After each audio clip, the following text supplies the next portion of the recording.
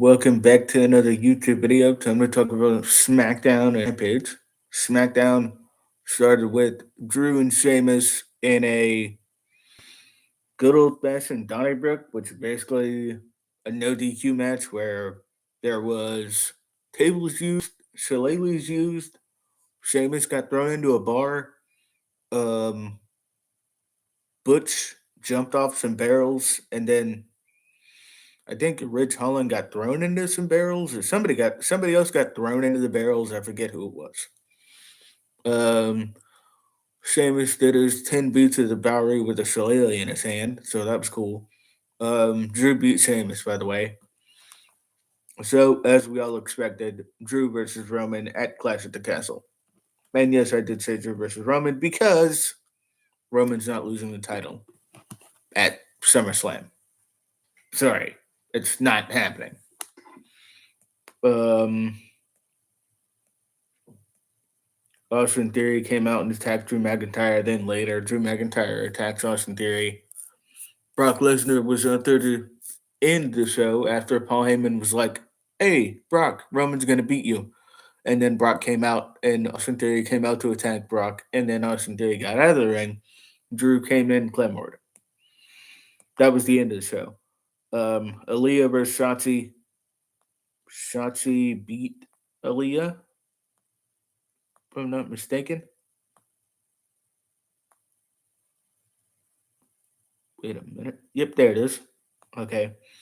And then Ronda came out, beat up Shotzi, and then we had Ronda and Liv Morgan versus Sonya Deville and Natalia. Ronda and Liv win that, as you would expect.